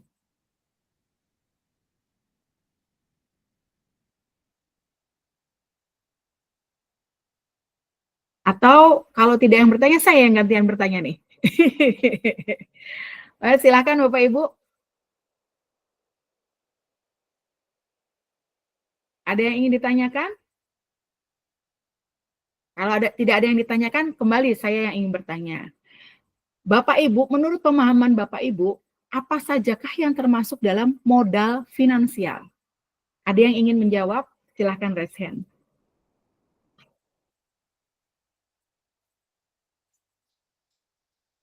Loh, kok nggak ada suara semua ya? Tapi semuanya masih on, saya perhatikan. Silakan Bapak Ibu jika ingin ada yang bertanya. Nah, atau ingin yang sharing Bapak Ibu, sharing. Bagaimana Bapak Ibu memanfaatkan aset yang ada. Saya mungkin sedikit untuk mencoba mematik ya. Saya ingin bercerita tentang, saya punya teman di Kalimantan, di daerah Kalimantan Bapak Ibu. Dia memang seorang guru yang saya bilang luar biasa. Ketika saya kenal dia, itu dia ada di sebuah SD yang daerah yang perbatasan dengan Malaysia gitu. Dan dari sana dia ternyata bagaimana cara dia memiliki ada beberapa anak yang punya handphone dan yang lain tidak punya handphone. Nah, kalau kita melihatnya, kayaknya ini mah nggak mungkin untuk pembelajaran yang IT gitu ya, karena anak ada yang punya handphone dan tidak punya handphone. Nah, dari sana dia ternyata bisa memanfaatkan anak-anak yang punya handphone itu untuk dilatih bagaimana cara menggunakan Office di handphone, Bapak Ibu. dari anak-anak yang memiliki handphone. Nah, efeknya dia bisa memberikan suatu kelompok-kelompok mentoring dengan menggunakan anak-anak yang sudah dilatih handphone itu. Sehingga hasilnya apa? Biarpun mereka di perbatasan, mereka bisa membuat presentasi yang luar biasa, Bapak Ibu. Ya, mereka bisa membuat email, Bapak Ibu, pakai handphone. Mereka bisa menggunakan Jimit. Zaman itu 2020, saya pikir tidak semua orang sudah terlatih menggunakan Jimit. Nggak bisa share screen, nggak bisa mute gitu ya, tapi mereka anak-anak di perbatasan mampu karena mereka dibiasakan oleh gurunya. Sehingga mereka membentuk suatu komunitas, Bapak Ibu, komunitas belajar, di mana setiap minggu dia membuat anak-anaknya itu menjadi narasumber dalam suatu kegiatan pembelajaran secara daring. Dan pesertanya, karena ibu itu rajin, sering dari luar daerahnya ikut serta. Siapa narasumbernya? Siswa-siswanya yang sudah belajar bagaimana menggunakan Canva di handphonenya. Sederhana kan Bapak Ibu ya? Tapi melihat suatu kekurangan itu menjadi kelebihan. Di sekolah saya, mungkin mikirnya gini, di sekolah saya tidak lagi, awalnya dia berpikir, di sekolah saya hanya ada 5 anak yang memiliki komputer. Itu kalau berbasis masalah. Tapi dia balik pemikirannya. Dari 5 anak yang punya handphone ini, saya bisa mengajari mereka apa. Itu salah satu pemikiran atau cara pandang berbasis aset. Awalnya berpikir bahwa dari 5 saya bisa apa sih yang punya handphone cuma 5 anak. Tapi dia rubah cara pandangnya jadi dengan 5 anak saya bisa apa untuk bisa mengembangkan keterampilan mereka di bidang IT. Nah, itu sedikit dari saya. Mungkin Bapak Ibu yang lain ada yang punya pengalaman, sharing, bisa melihat sesuatu, punya aset apa dan Bapak Ibu coba kembangkan, ternyata hasilnya luar biasa. Silahkan Bapak Ibu.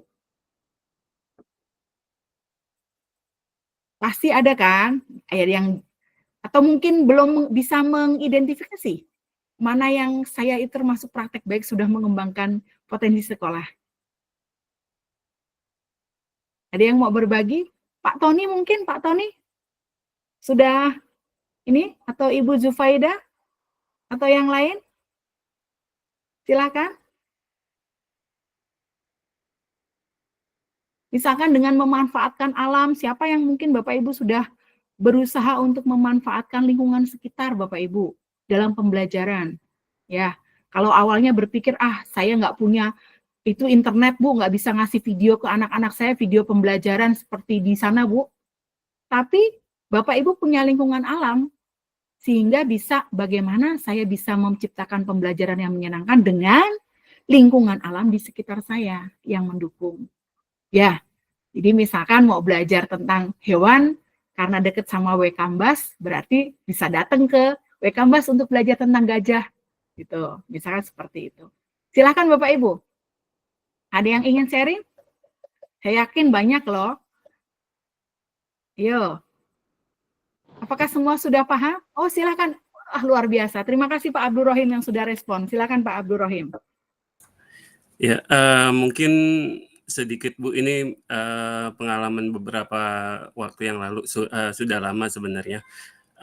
Kami di jurusan TKJ ini memang kekurangan komputer ya Bu ya, di awal-awal. Kemudian komputer yang ada sekalipun juga bisa dibilang banyak atau ada beberapa yang rusak gitu. Yang rusak memang kondisinya saat itu benar-benar tidak bisa digunakan. Nah, selain itu juga anak-anak butuh juga peralatan praktek untuk mereka bisa merakit komputer. Jadi selain komputer yang bisa digunakan itu kurang karena rusak, mereka juga butuh juga atau tidak ada juga peralatan untuk pelajaran merakit komputer. Nah, saat itu ada inisiatif, saya coba berinisiatif untuk, kalau kita bilang kanibal ya Bu ya, kita komputer-komputer yang ada tidak bisa digunakan, kita saling coba tukar alatnya yang masih bisa dipakai di komputer lain, akhirnya komputernya bisa digunakan meskipun tidak sejumlah yang sebelumnya. Jadi sudah ada yang bisa nyala, kemudian ada yang tidak bisa nyala. Nah, yang nyala ini kita gunakan untuk pembelajaran yang memang sehari-hari untuk praktek, sementara yang tidak nyala ini kita gunakan untuk pelajaran mereka merakit komputer atau merakit PC. Jadi akhirnya dua-duanya bisa terpenuhi meskipun tidak maksimal, Bu. Mungkin itu, Ibu. Oke, terima kasih Pak Abdurrahim. Meskipun tidak maksimalnya kita skip dulu ya Pak ya.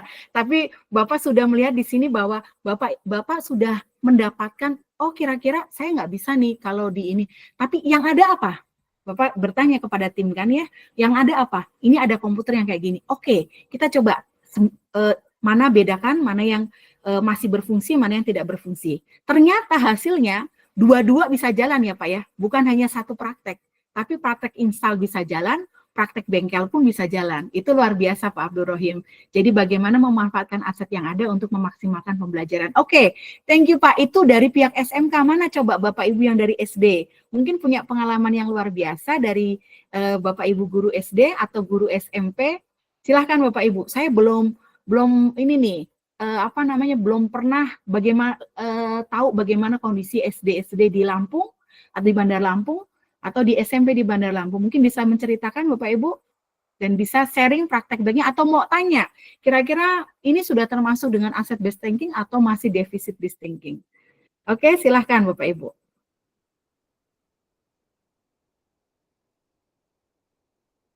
Nah, oke, Bu Siti Juwariah kembali. Terima kasih Bu Siti. Silahkan Bu Siti, mungkin bisa sharing Bu Siti. Iya, baik, terima kasih Ibu. Mungkin ini juga nanti bisa diinikan ya Bu, dari apa yang saya ceritakan, apa ini juga termasuk dalam berpikir aset based thinking ya. Iya, jadi kami punya sebuah program gitu ya, ingin bakti sosial lah kepada masyarakat sekitar seperti itu ya.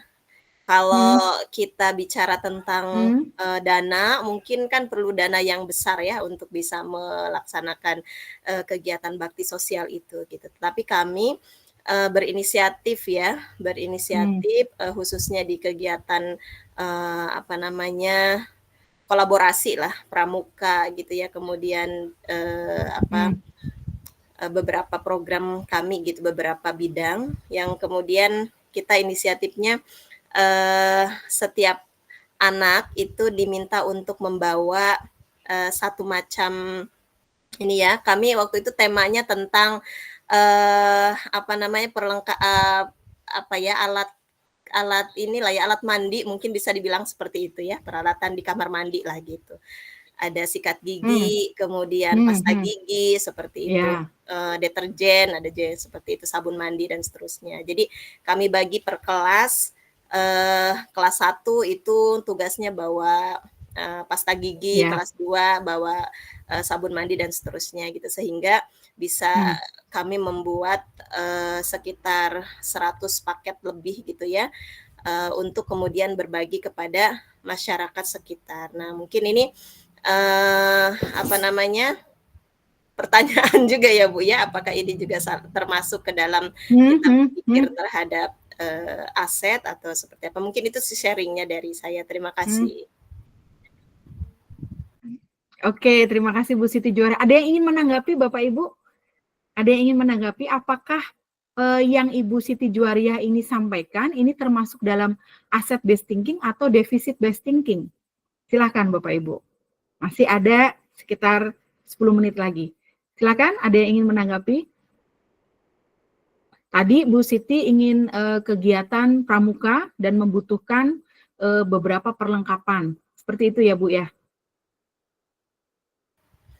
Bakti sosial Ibu, kegiatan bakti sosial. Bakti sosial ya, bakti sosial. Dan dari pramuka itu saya agak, ini sinyalnya nggak stabil. Jadi dari bakti sosial itu Ibu meminta anak-anak pramuka untuk membawa perlengkapan ya Bu?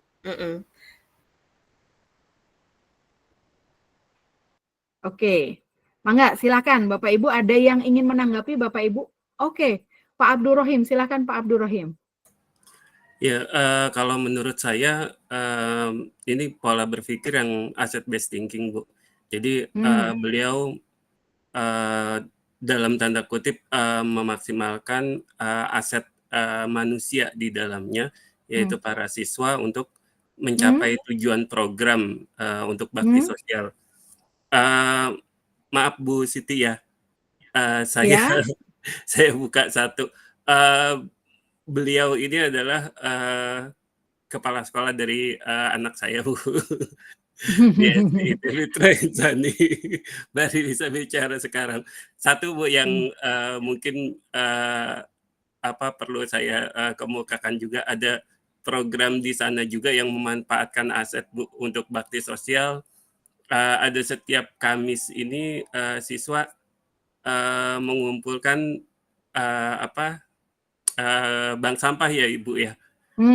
Untuk tujuan bakti sosial juga, itu saya rasa selain yang tadi program bakti sosial dengan melibatkan pramuka, yang program berupa bank sampah yang tujuannya sama dengan bakti sosial juga merupakan aset based thinking. Mungkin itu Ibu. Terima kasih. Oke, terima kasih Pak Abdul Rohim. Jadi dari Pak Abdul Rohim menanggapi bahwa ini aset based thinking, menggunakan manusia yaitu siswa untuk bisa menjalankan program tersebut bakti sosial gitu ya. Jadi secara tidak langsung ada pembelajaran juga melalui kegiatan ini, ada pembelajaran di pramukanya. Jadi melihatnya bukan kita mau cari dana dari mana, tapi kita punya apa nih yang bisa kita manfaatkan supaya bakti sosial ini bisa berjalan. Oke, selain manusia, berarti kira-kira modal apa yang digunakan oleh Bu Siti untuk menjalankan program bakti sosial ini? Secara selain manusia yaitu siswa, modal apa yang digunakan oleh Bu Siti untuk menjalankan program ini? Bapak Ibu ada yang bisa menyampaikan?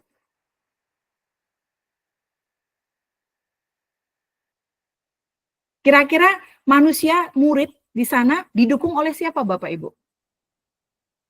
Siapa pendukung? Orang tua saya. Ibu, orang tua ya. Oke, orang tua. Terima kasih Bu Lovita. Jadi didukung oleh orang tua. Orang tua itu berarti modal apa yang kita gunakan Bapak Ibu? Modal manusia. Modal manusia. Modal manusia. Juga modal apa? Sosial Bapak Ibu. Artinya pemahaman yang diberikan kepada orang tua, termasuk di dalamnya mungkin ada komite kan Bapak Ibu ya. Orang tua tidak satu persatu, tapi contohnya misalkan Pak Abdul Rohim masuk dalam komite sebagai orang tua siswa di sana. Terima kasih. Jadi contoh dari Bu Siti Juwaria ini adalah salah satu contoh yang bisa memaksimalkan aset yang ada, yaitu aset siswa, manusia, dan juga aset orang tua sebagai manusia dan juga sebagai satu komunitas sosialnya.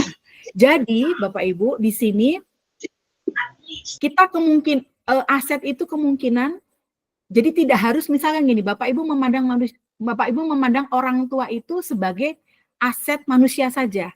Bisa jadi kita melihat itu dari sisi yang berbeda, sehingga manusia itu atau orang tua itu tidak hanya sebagai aset manusia, tapi juga aset sosial.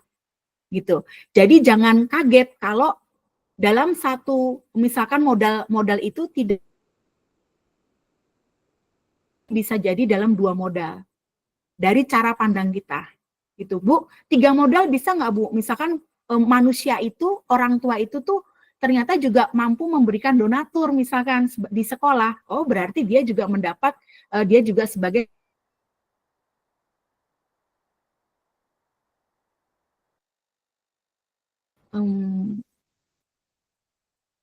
halo Bapak Ibu, apakah suara saya kedengar? Ini barusan internet saya tidak kedengar ya. Jadi bisa jadi modal itu tidak aset itu tidak hanya masuk ke modal manusia. Aset itu bisa jadi masuk ke beberapa modal. Misalkan tadi orang tua sebagai modal manusia, modal juga di sosial, bisa jadi juga karena dia mendapat dukungan atau memberikan sumbangan donasi kepada sekolah, dia sebagai modal finansial.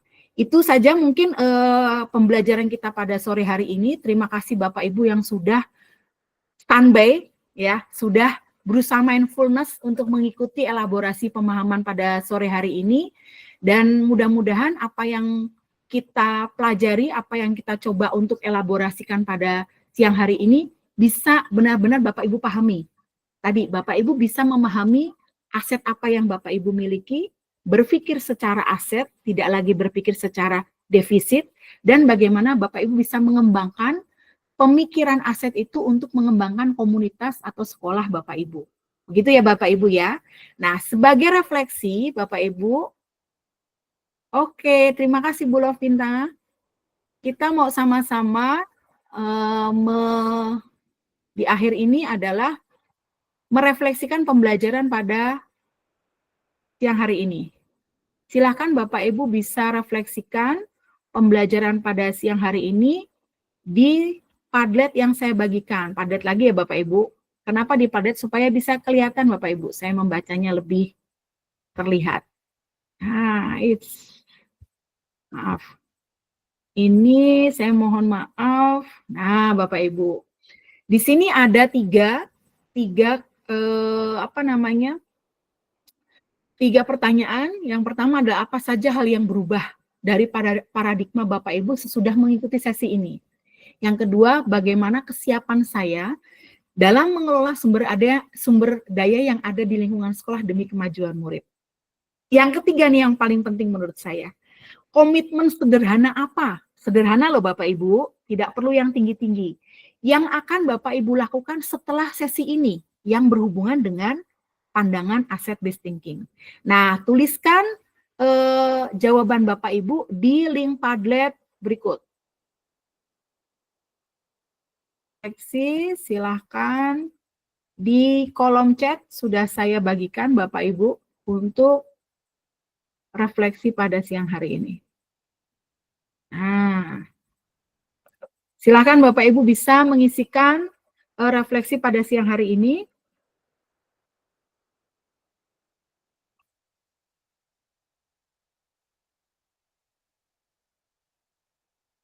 Oke. Sudah biasa kan ya Bapak Ibu, udah modul ke-9 sudah biasa dengan Padlet, sudah biasa dengan Google Form, sudah biasa dengan chat, sudah biasa dengan Menti. Dan sore hari ini saya minta Bapak Ibu bisa sharing di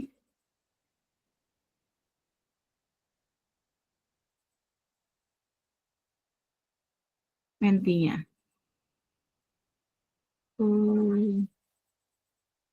Oke. Nah, mungkin bisa dibagikan. Saya mohon maaf minta waktu 5 menit untuk saya bacakan beberapa. Nah, belum ada ini yang mengisikan.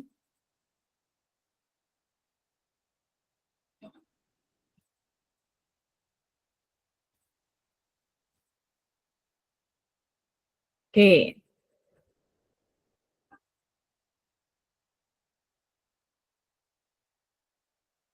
Apa saja hal-hal yang berubah dari paradigma Bapak dan Ibu setelah mengikuti sesi ini? Kemudian, bagaimana kesiapan Bapak Ibu dalam mengelola sumber daya yang ada di lingkungan sekolah demi kemajuan murid? Yang terakhir adalah, apa komitmen sederhana yang Bapak Ibu akan lakukan setelah sesi ini? Ya, dan sederhana aja Bapak Ibu, sederhana tapi berbasis aset. Ya, yang pasti Bapak Ibu paham dulu bagaimana mengidentifikasi aset. Bapak Ibu harus punya cara berpikir dulu, bagaimana melihat suatu kelebihan yang ada di sekitar Bapak Ibu. Ya, oke. Silahkan Bapak Ibu bisa tuliskan dengan mengeklik tanda plus di sini.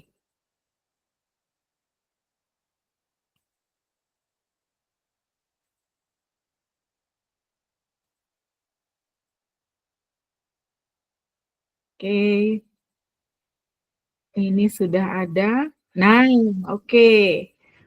Pak Deka, hal yang berubah adalah sudut pandang saya dalam memandang segala sesuatunya sebagai aset yang dapat dikembangkan. Cakep, ini Pak. Oke, Pak Kortes, saya lebih paham pentingnya mengoptimalkan aset yang dimiliki. Yes.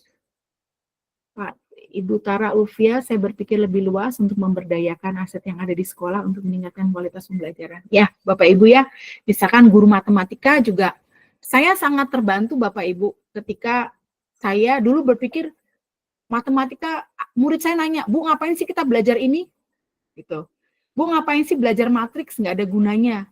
nggak saya pakai kok di pertanian. Tapi setelah saya memanfaatkan aset berupa mereka bagaimana menjual itu dan saya hubungkan dengan matriks dalam penjualan yang berhubungan dengan sistem persamaan linear, ternyata mereka jadi suka.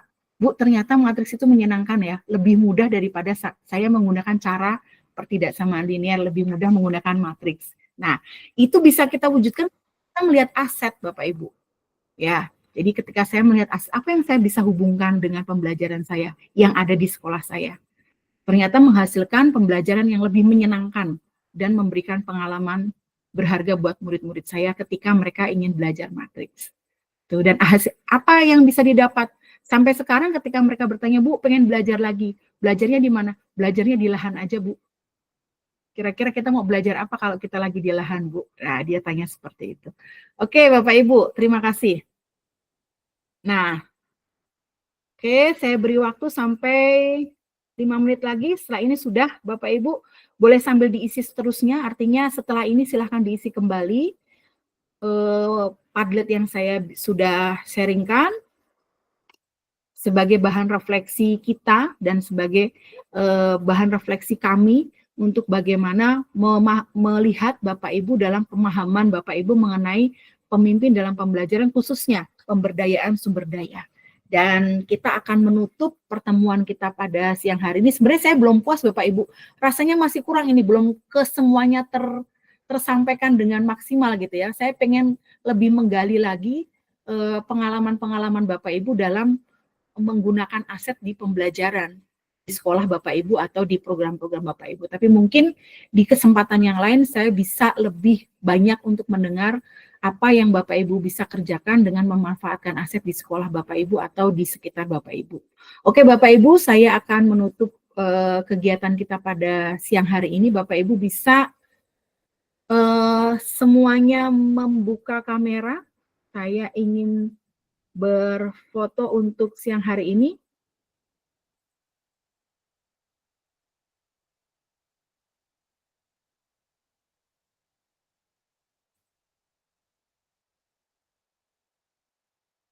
Ini di saya itu ada yang bisa bantu saya atau karena di saya sedang tidak bagus sinyalnya sehingga saya tidak bisa melihat semua ini ya, semua peserta ya Bapak Ibu ya. Tapi nanti mungkin oleh rekan-rekan Bapak Ibu ada yang bisa membantu dalam foto pada siang hari ini. Tapi yang pasti saya berterima kasih dan mudah-mudahan apa yang saya sampaikan pada siang hari ini bermanfaat bagi kita semua. Bapak Ibu berubah paradigmanya dan mampu melihat sesuatu, memogramkan sesuatu dengan bagja itu untuk suatu perubahan di kelas Bapak Ibu atau di sekolah Bapak Ibu. Saya pun bisa belajar dari Bapak Ibu bagaimana Bapak Ibu menggunakan aset untuk pembelajaran. Kita ketemu lagi pada kesempatan yang lain, mudah-mudahan kita bisa berjumpa sehingga kita bisa saling bercerita, menceritakan praktek baik apa yang bisa kita lakukan sebagai seorang pemimpin pembelajaran. Terus gerak, terus bergerak, dan menggerakkan orang lain. Mudah-mudahan hidup kita makin hari semakin bermanfaat. Sampai ketemu lagi di lain waktu Bapak Ibu, dan salam kami dari Cianjur, dan semoga Bapak Ibu semua sehat. Terima kasih. Assalamualaikum warahmatullahi wabarakatuh. Sampai bertemu lagi. Waalaikumsalam. Terima kasih Ibu. Ya, sama-sama. Oke.